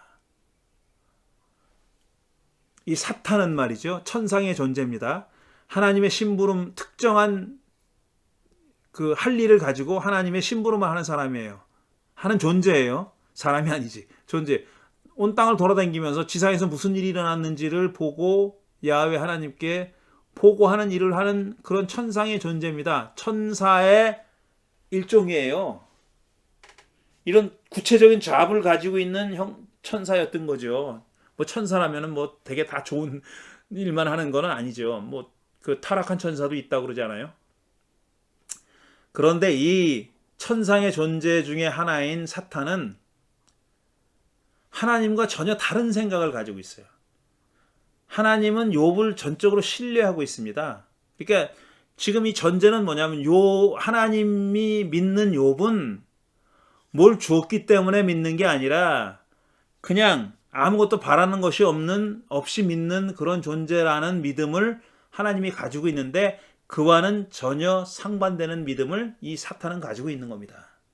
그러니까 천상에서도 이렇게 의견이 엇갈리고 있다는 거예요. 의견이 엇갈리고 있는 겁니다. 그래서 그걸 확인해 보려고 욥이라는 사람을 통해서 그걸 확인해 보려고 하는 겁니다. 물론 욥기의 일이 실제로 일어난 일이다 아닙니다. 그건 아니에요. 만들어낸 이야기죠. 만들어낸 이야기. 천상에서 무슨 일이 벌어지는지 누가 어떻게 알아요. 그걸 만들어낸 이야기입니다. 근데 이런 이야기를 만들어낸 주제의식은 뭐냐 하면은 지금 이거예요. 욥이 아무것도 바라는 것이 없이 하나님을 경외하겠느냐. 우리는 아무 대가 보상 없이도 하나님을 믿을 수 있는가 라는 질문을 하고 있는 겁니다. 이런 질문은 너무나도 합당한 질문입니다. 그런데 사실 많은 기독교인들에게 이거는 정말 묻지 말아야 될 질문처럼 그렇게 여겨지고 있는 거예요. 이 질문은 금기 같아요. 당신 이거 아무것도 없어도 하나님 믿을 수 있어? 금기처럼 여겨져요. 왜냐하면 그 사람들은 다 만약이라는 게 없는 거예요. 보상이 없이 하나님을 믿는다라는 일은 벌어지지 않는다고 생각하는 거예요. 내가 하나님을 잘 믿으면 반드시 보상을 받는다라는 겁니다. 근데 욥기는 그런 신념에 대한 회의, 그런 신념에 대한 퀘션이잖아요. 그런 퀘션을 우리도 갖고 살아야 되지 않느냐 하는 겁니다. 그걸 무슨 의심한다고 생각하거나 믿음이 부족하다고 생각하지 말아야 돼. 그건 너무나도 정당한, 너무나도 합당한 질문인 겁니다. 그 다음에 네 번째로 시시비비를 가리기 위해 하나님을 법정에 소환한 욥. 제가 조금 아까 말씀드린 거예요. 이거는 다시 반복하지 않겠어요. 그래서 법정에서 가려보고 싶은 겁니다. 지금 원고 혹은 원고 측 증인은 욥의 세 친구들이에요. 엘리후까지 포함해가지고 욥이 당한 고난은 너에게 원인이 있다. 욥에게 원인이 있다. 라는 게 그들의 판결이고 그들이 내세운 증거들이 물론 논리적인 증거들입니다.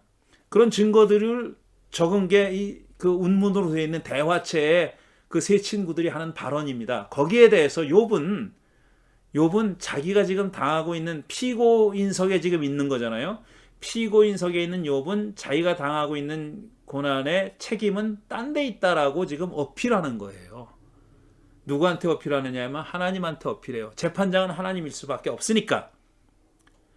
그런데 참 얄궂게도 아이러니는 뭐냐 하면은 그 고통의 원인이 누구나 다 하나님이라고 생각하는 거예요. 어떤 운명에서 왔거나 악의 화신인 사탄에서 왔거나 아니면 우연히 벌어졌다고 생각하는 사람은 아무도 없어요. 아무도 없어요. 그게 하나님께로부터 왔다고 생각하는 겁니다. 그러니까 재판정에 앉아 계실 하나님을 어쩔 수 없이 욥은 피고인석으로 끌어내는 겁니다. 여기에 대해서 대답하라고. 근데 그럼 재판은 누가 하냐? 그것도 하나님이 할 수밖에 없어요. 자기가 재판 자리에 올라갈 수 있다고 믿지는 않아요. 욥도. 그러니까 그 재판의 판결도 하나님이 하셔야 되고 피고인석에도 하나님이 앉아 계셔야 되는 그런 아이러니가 있는 겁니다. 그러니까 시시비비를 가리기 위해서 하나님을 법정에 소환한 겁니다. 이런 아이러니가 있다는 것을 알면서도 이런 아이러니가 실존한다는 것을 알면서도 욥은 그렇게 할 수밖에 없었어요. 그러고 나서 그러니까 분명히 자기가 믿는 것은 뭐냐면 마지막 7절에 보면 단호하게 자신의 무죄를 선언할 것이라고 그렇게 믿고 있는 겁니다. 왜냐? 하나님은 부당한 분이 아니거든요. 정당한 분이거든요. 정의로운 분이니까 그렇게 할 수 있다라고 믿는 겁니다. 그 다음에 또 욥기가 품고 있는 또 다른 하나의 주제는 뭐냐면은 이해할 수 없는 지혜. 궁극적인 지혜는 우리 인간의 리치 바깥에 있다. 인간의 손아귀 바깥에, 인간이 닿을 수 없는 곳에 있다라고 얘기하는 겁니다. 아까 말씀드린 대로 온전히 지혜를 위해서, 지혜의 신비함을 위해서 바쳐진 28장 보면은 이런 구절이 있습니다. 20절. 그렇다면 지혜는 어디에서 오며 슬기가 있는 곳은 어디인가? 모든 생물의 눈에 숨겨져 있고 공중의 새에게도 감춰져 있다. 멸망의 구덩이와 죽음도 지혜를 두고 이르기를 지혜라는 것이 있다는 말은 다만 소문으로만 들었을 뿐이다 하고 말한다. 그러니까 얘네들도 지혜가 어디 있는지 모르는 거예요. 소문만 들었다. 그러나 하나님은 지혜가 있는 곳에 이르는 길을 아신다. 그분만이 지혜가 있는 곳을 아신다. 이렇게 얘기해요. 참 지혜가 어디 있는지, 지혜는 정말 신비로운 것이다라는 주제로 아름다운 시를 쓴 곳이 바로 욥기 28장입니다. 그 다음에 이런 지혜에 닿을 수 없는 인간의 능력 바깥에 있다는 것을 강조해서 말하고 있는 대목이 하나님이 회오리 바람 속에서 나타나서 했던 첫 번째 연설 38장 39장에 나와 있습니다. 지금 여러분이 그림을 하나 보시는데 이게 바로 하나님이 회오리 바람 속에 나타나서 욥에게 말씀하고 있는 것을 형상화한 그림입니다. 위에 하나님이 있고요. 그 다음에 위를 쳐다보고 있는 존재는 욥이고 그 다음에 납작 엎드려서 고개도 못 들고 있는 사람들은 욥의 세 친구죠. 두 명이 왼쪽에 있고 한 명이 오른쪽에 있잖아요. 이런 방식으로 이런 식으로 하나님이 회오리 바람 속에서 폭풍 속에서 나타나서 야훼께 말씀하신 첫 번째 연설 가운데 지혜에 관한 이런 귀절이 있습니다. 2절부터 5절 보면 내가 누구이기에 무지하고 헛된 말로 내 지혜를 의심하느냐. 이제 허리를 동이고 대장부답게 일어서서 묻는 말에 대답해 보아라. 내가 땅에 기초를 놓을 때 내가 거기에 있기라도 하였느냐. 내가 그처럼 많이 알면 내 물음에 대답해 보아라. 누가 이 땅을 설계하였는지 너는 아느냐? 누가 그 위에 측량줄을 띄웠는지 너는 아느냐? 그러니까 한마디로 얘기하면은 하나님이 천지를 창조하셨을 때 네가 거기 있었느냐? 네가 온 우주 삼라만상의 지혜를 아느냐? 모른다는 겁니다. 하나님이 천지를 창조하셨을 때 그곳에 있기라도 했으면 알 텐데 알 가능성이 있는데 네가 없었다. 그러니까 넌 모른단 말이야. 그런데 마치 네가 모든 걸 알고 있는 양, 내가 가지고 있는 좁은 시야 안에서 옳고 그름에 관한 너의 그 자신만만한 지혜, 그게 지혜의 전부인 것처럼 생각하는 거기에 대해서 하나님이 지금 경계하고 경고를 하는 겁니다. 그런 지혜는 오히려 어리석음이다. 뭘 몰라서 어리석음이 아니라 자신의 한계를 모르기 때문에 어리석은 거다. 이렇게 얘기하는 겁니다. 한 구절만 더 보면 사람이 없는 땅, 인기척이 없는 광야에 비를 내리는 이가 누구냐? 메마른 거친 땅을 적시며 굳은 땅에서 풀이 돋아나게 하는 이가 누구냐? 아시다시피 팔레스타인은 정말 비가 귀한 곳입니다. 가끔 우기의 비가 오죠. 여기 캘리포니아처럼 비가 없습니다. 지금도 바깥에 해가 쨍쨍 내리쬐는데 비가 안 오는 데예요. 근데 가끔 비가 왔을 때 아무도 살지 않는 광야에, 황야에, 황무지에 비가 떨어지면은 그 귀한 비가 얼마나 아깝게 생각되겠어요. 저건 다 낭비다, 웨이스트다 이렇게 생각할 거 아니에요. 광야에 왜 비가 떨어져요? 비가 떨어져 쓸모가 없는 거죠. 한마디로 얘기하면. 그런데 그 메마른 거친 땅에서도 비가 오면 풀이 자란단 말이에요. 네가 무익하다고 웨이스트라고 생각하는 그곳에도 생명이 자라고, 그러니까 그 말은 뭐냐면 너의 지혜라는 것이 얼마나 너 위주의 지혜고 인간 중심의 지혜고 폭 좁은 지혜고 협소한 지혜냐 라는 걸 얘기하는 겁니다. 네가 지혜롭다는 거 알아. 오라. 네 지혜가 오라. 하지만 내 지혜의 한계를 아는 것 또한 너무 중요하다라는 얘기입니다. 그런 그 지혜의 한계에 관한 얘기, 그게 또 욥기의 하나의 중요한 주제이고, 그 다음에 마지막으로 악과 악인의 존재에 대한 대답. 이게 이제 두 번째 하나님의 연설에 드러난 얘기입니다. 베헤못과 레비아단이라고 하는 어떤 그 거대한 동물, 악을 상징하는 거대한 동물을 등장시켜서 그것이 얼마나 힘센 놈들이고 얼마나 그 무서운 놈들인지 하는 것을 얘기해. 그러니까 악과 악인이 얼마나 거대하고 인간이 함부로 컨트롤할 수 없는, 인간이 정말 컨트롤할 수 없는, 통제할 수 없는 그런 존재들이다라는 겁니다. 그런데 놀랍게도 두 번째 하나님의 연설에서 강조하는 것은 하나님조차도 그 베헤못과 레비아단을 컨트롤하지 못한다라고 얘기합니다. 아직도 너는 내 판결을 비난하려느냐? 40장입니다. 내가 자신을 옳다고 하려고 내게 잘못을 덮어 씌우려느냐? 내 팔이 하나님의 팔만큼 힘이 있느냐? 내가 하나님처럼 천둥소리 같은 우렁찬 소리를 낼 수 있느냐? 어디 한번 위엄과 존엄을 갖추고 영광과 영화를 갖추고 교만한 자들을 노려보며 내 끓어오르는 분노를 그들에게 쏟아내고 그들의 기백을 꺾어보아라. 그러니까 악인들을 제압해 봐라 말이야. 네가 할 수만 있으면 악인들을 제압해 봐라. 모든 교만한 자를 살펴서 그들을 비천하게 하고 악한 자들을 그 서 있는 자리에서 짓밟아서 모두 땅에 묻어보아라. 모두 얼굴을 천으로 감아서 무덤에 뉘어보라. 그러니까 완전히 악을 그냥 제압해 봐라. 악을 굴복시켜 봐라 라는 겁니다. 하나님이 욥에게 하는 얘기예요. 지금 그렇게만 할 수 있다면 나는 너를 찬양하고 내가 승리하였다는 것을 내가 인정하겠다.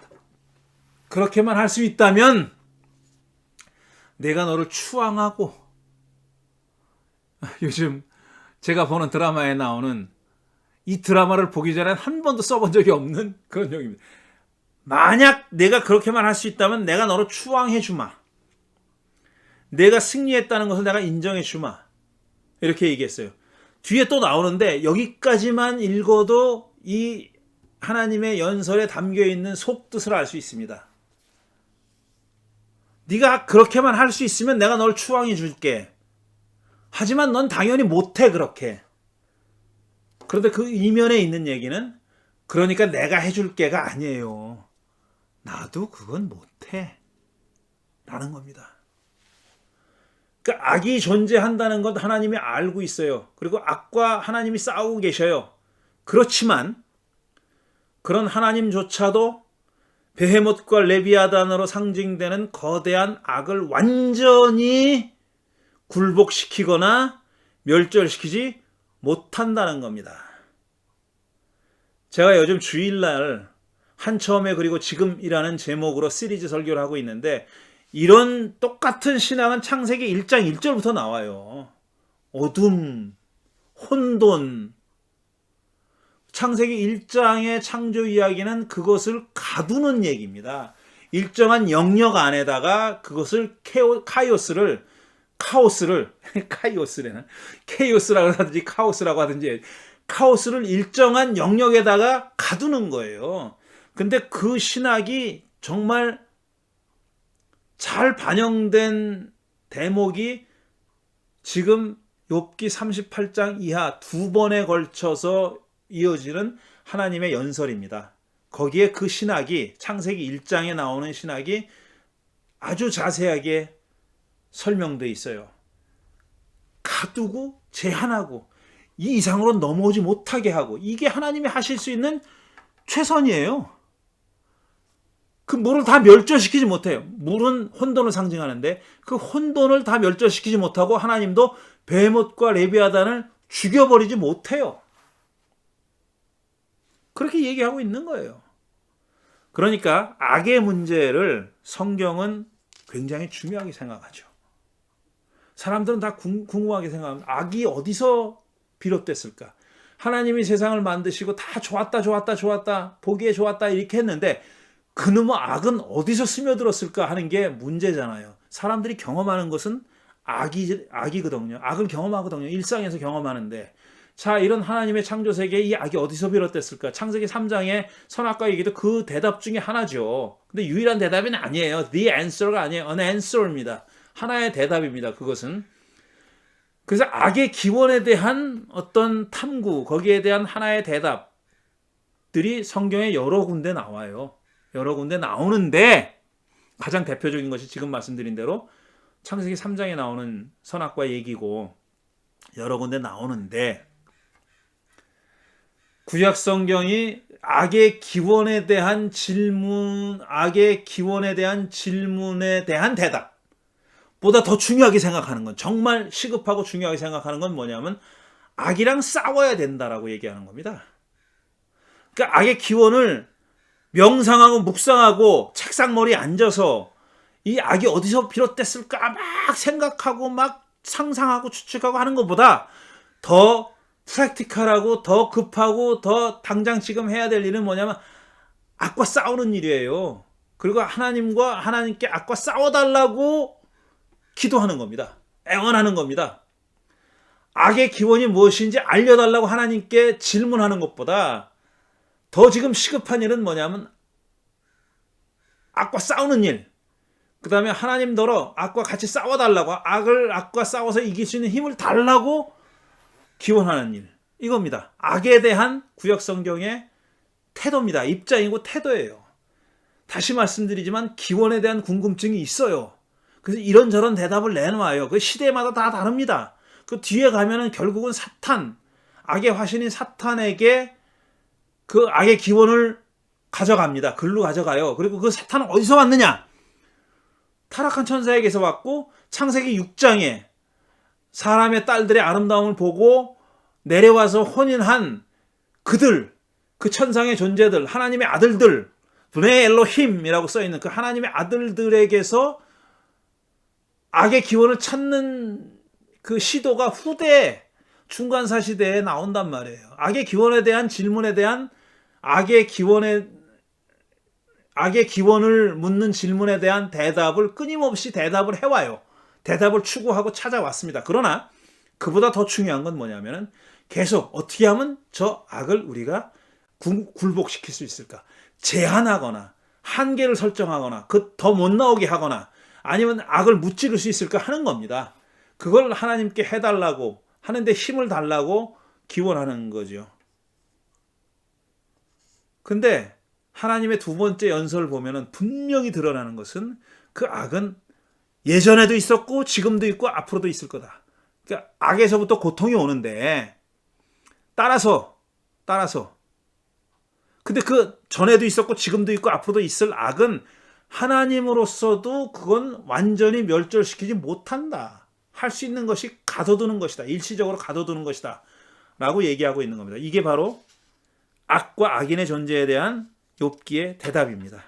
자, 그 다음에 이제 욥의 응답이 이어지는데 두 번에 걸쳐서 대답을 해요. 첫 번째 연설이 끝난 다음에 40장 4절과 5절에서 대답을 하고 그 다음에 두 번째 연설이 끝난 다음에 42장 2절에서 6절에서 대답을 합니다. 한번 읽어보겠습니다. 먼저 첫 번째 하나님의 연설에 대한 대답 40장.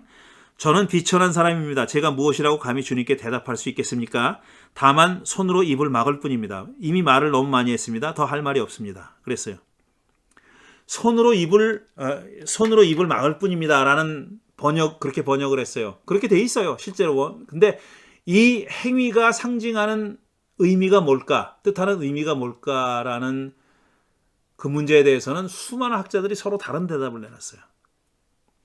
일단 태도가 입장이 공손하고 겸손한 것은 사실이에요. 욥의 태도가 조금까지만 해도 하나님 법정으로 나오십시오 하고 막 그 호소하고 윽박 지르다시피 그렇게 하거든요. 나랑 한판 떠봅시다. 맞짱 뜹시다. 라는 그런 기세였습니다. 그런데 두 번의 연설, 그 가운데 첫 번째 연설을 듣고 욥이 한 반응은 뭐냐면은 자기 손으로 입을 가리겠다 그런 거예요. 제가 너무 말이 많았습니다. 근데 이 행위가 의미하는 바가 무엇인지 온전하게 그야말로 겸손, 내가 너무 주둥이를 많이 놀렸습니다. 이제부터 셧더 마우스 하겠습니다. 라는 뜻만은 아니다. 뭔가 이 겉에는, 이 속에는 뭔가 아직도 여전히 해결되지 않은 뭔가가 있다 라고 짐작하는 사람들이 많이 있습니다. 그렇게 이해하고 해석하는 사람들이 많이 있어요. 그 다음에 두 번째 응답은 42장 2절부터 6절인데요. 이렇게 좀 깁니다. 주님께서는 못하시는 일이 없으시다는 것을 이제 알았습니다. 주님의 계획은 어김없이 이루어진다는 것도 저는 알았습니다. 잘 알지도 못하면서 감히 주님의 뜻을 흐려놓으려 한 자가 바로 저입니다. 앞에서는 말을 너무 많이 했습니다. 이렇게 얘기했는데 조금 더 구체적으로 자세하게 얘기하죠. 깨닫지도 못하면서 함부로 말을 하였습니다. 제가 알기에는 너무나 신기한 일들이었습니다. 주님께서 말씀하셨습니다. 들어라. 내가 말을 하겠다. 내가 물을 터이니 내게 대답하여라 하셨습니다. 주님이 어떤 분이시라는 것을 지금까지는 제가 귀로만 들었습니다. 그러나 이제는 제가 제 눈으로 주님을 뵙습니다. 그러므로 저는 제 주장을 거두어드리고 티끌과 잿더미 위에 앉아서 회개합니다. 그랬어요. 제일 마지막 문장, 이 앞에 문장에서도 이야기거리가 사실 많아요. 사실 많은데 일단 전에는 귀로만 들었는데 지금은 눈으로 봤습니다. 그랬어요. 눈으로 못 봤어요. 회리바람 속에서 나오는 음성만 들었지 눈으로 못 봤어요. 그렇게 눈으로 봤다는 말은 사실은 아니에요. 하나님의 모습을 본 건 아닙니다. 근데 왜 이렇게 얘기했을까? 그전보다는 좀 더 직접적인 경험을 한 건 사실이죠. 귀로 이렇게 직접 들었으니까. 그 전에 뭐 하나님과 욥이 어떤 대화를 나눴다는 얘기가 없잖아요. 그러니까 귀로 들었는 것도 사실 처음이에요. 남들이 하는 말을 들었고 이번에는 진짜 야훼 하나님이 하는 말을 들었다는 차이가 있지만 다 귀로 들은 겁니다. 게다가 눈으로 봤다 그랬는데 눈으로 보긴 뭘 봐. 아무것도 못 봤는데. 회오리 바람 속에 하나님이 말씀하셨다고 돼 있어요. 그것도 듣기만 한 겁니다. 그러니까 듣는 것에 대한 얘기고요. 자, 그 다음에 제가 많은 학자들이 논란을 벌이고 있는 게 마지막 문장이에요. 저는 제 주장을 거두어 드리고 티끌과 잿더미에 앉아서 회개합니다. 그랬어요. 티끌과 잿더미에 앉아서 회개합니다. 그 문자 그대로 번역을 한 거긴 해요. 그러나 제 주장을 거두어 드리고라는 말이 뜻하고 있는 바가 뭔지, 티끌과 잿더미 위에 앉아서 회개한다는 말의 뜻이 뭔지 하는 것에 대해서는 굉장히 다양한 해석이 있어요. 어떤 사람은 아이고 학자들이 참 저 월급 받아먹고 할 일이 없으니까 그런 일이 아니 그렇지 않아요. 월급 받아먹고 할 일이 없으니까 별걸 가지고 다 얘기하네. 아니에요. 정말 달리 해석할 수 있는 소지가 많이 있고, 고대로부터, 그러니까 이 히브리 성서를 그리스 말이나 아람어나 이렇게 번역한 성경들이 있잖아요. 초창기에 번역한 라틴어로 번역하고, 이런 번역한 성경에서부터 이 귀절에 대한 해석이 다 달라졌습니다. 다 달라요, 뜻이. 그 다음에 후대 해석자들은 물론이고요. 유대교 많은 랍비들, 그 다음에 그리스도교 성서학자들이 다 달리 해석했어요. 그런데 공통적인 점은 뭐냐 하면은, 겉으로 보는 것처럼 완전히 100% 항복하고 이제부터는 제가 입국 다물고 살겠습니다는 아니다라는 겁니다. 그런 건 아니에요. 욥은 아직도 100% 해소되지 않은 뭔가를 가지고 있어요. 이 뱃속에 뭔가를 가지고 있다는 것을 표현하는 표현법이다 이거죠. 앞에 손으로 입을 막는 행위도 그렇고, 자기 주장을 거둬들이고 티끌과 잿더미에 앉아서 회개합니다 그랬는데, 회개라는 말도 이건 그거예요. 의역이에요, 의역. 그러니까 티끌과 재에 앉았으니까 회개했지. 그 행위를 회개라는 뜻으로 해석한 겁니다. 결론적으로는 아직은 해소되지 않은 문제를 여전히 남겨놓은 열린 결론이다 이거예요. 열린 결론이다. 욥기는 지금 욥기가 내세운 다양한 여러 가지 주제들이 있잖아요. 제가 몇 가지 말씀드렸죠. 그 주제들에 대해서 딱 부러지는 대답을 내놓은 책이 아닙니다. 여전히 많은 대답을 내놨지만 여전히 뒷문 하나는 열어놓은 채 마무리했다라는 겁니다. 마지막으로 새 친구들에 대한 하나님의 판단과 욥의 회복인데, 새 친구들에 대한 하나님의 판단은 뭐냐면 그들이 옳게 말하지 않았다라는 게 판결입니다. 너희들 틀렸다. 너희들이 한 모든 말들은 다 틀렸다. 너희들이 나를 옹호하고 변호한다고 한 말도 틀렸다 라고 얘기하는 겁니다. 욥이 죄를 졌기 때문에 고통을 받는다라는 말도 틀렸고, 너희들이 나를 변호한답시고 했던 모든 말들이 다 틀렸다 이런 뜻이에요. 욥이 옳았다라고 얘기합니다. 그 욥이 옳았다. 뭐 어떤 점에서 옳았느냐? 아니잖아요. 욥을 긍정하지 않았잖아요. 하나님이 욥이 한 말을 긍정하지 않았어요.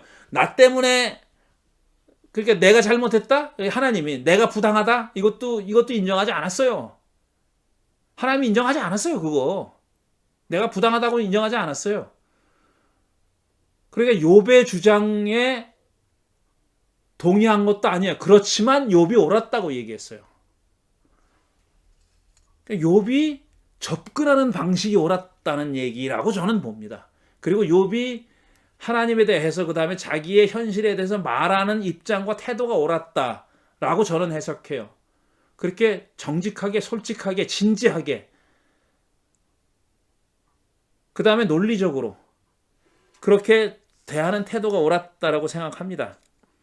욥의 친구들이 옳지 않았다는 얘기는 그런 점에서 옳지 않았고, 욥이 옳았다는 얘기는 그런 점에서 옳았다라고 저는 그렇게 보고요. 그 다음에 이제 회복시켜주는 얘기가 나오는데, 재산이 2배로 불어나요. 그리고 자식들이 똑같이 아들 7, 딸 3이 생겨납니다. 그런데 차이점은 뭐냐면은, 앞에 1장에서는 딸의 이름은 물론이고 아들의 이름도 등장하지 않아요. 그런데 여기서는 딸의 이름이 명시됩니다. 뭐라고? 여미마, 그시야, 게렌합북, 이렇게 딸의 이름을 명시해요. 이거 굉장히 독특한, 무슨 의미가 있는지 정확히 알 수는 없는데, 아들의 이름은 안 나오고 딸의 이름만 이렇게 명시했고, 그 다음에 또 한 가지, 유산을 그들에게도, 딸에게도 넘겨줬다라는 말이 나와요. 이것도 굉장히 독특한 겁니다. 딸에게 유산을 안 주거든요. 왜냐하면 딸은 시집가기 때문에 그 집 사람이 되는 거예요. 시집 사람이 되는 거기 때문에 딸에게 유산을 남겨주지 않습니다. 그런데 여기서 명시적으로 딸의 이름을 들면서 딸에게 유산을 남겨줬다. 이게 무슨 뜻을 가지고 있느냐를 좀 탐구해 보고 싶지만 사실상 여기서 얘기가 끝나니까 더 이상 진도가 나가기는 어렵습니다. 욥기 내용 기니까 다시 한번 요약해서 반복하지는 않겠습니다. 여러분, 잠언과 욥기가 이런 책입니다. 전도서는 다음 주에, 그 다음에 또 다음 주에 뭐 에스더나 룻기나 이런 책들에 대해서 조금 더 얘기하겠어요. 그런데 다시 한번 말씀드리지만 정말 여러분들께 강하게 권고하고 싶은 얘기는 제가 지금 드린 말씀을 염두에 두고 생각하면서 여러분이 직접 그 책들을 읽어보시는 일이 필요합니다. 그것도 무슨 실적 쌓기 위해서 부지런히 뭐 몇 번 맷독했다 이런 식으로 읽지 말고 하나하나 따져가면서 가능한 한 대조해 가면서 몇 권의 버전이 다른 성경책을 두고 대조해 가든지 아니면은 다른 랭귀지, 다른 언어로 돼 있는, 그러니까 영어로 돼 있거나 뭐 불어나 독일어 하실 수 있는 분은 그것도 좋고요. 영어 성경과 우리말 성경을 함께 놓고 읽어보는, 자세하게 한 글자 한 글자 좀 따져보면서 읽어보는 그런 일이 필요합니다. 그게 성경을 깊이 읽는 그런 훈련이 필요한데, 제가 드린 말씀이 그렇게 여러분이 직접 성경을 읽는데 하나의 길잡이나 도움이 됐으면 좋겠습니다. 오늘 얘기는 여기까지 마치고 다음 주에 다시 이어가도록 하겠습니다. 감사합니다.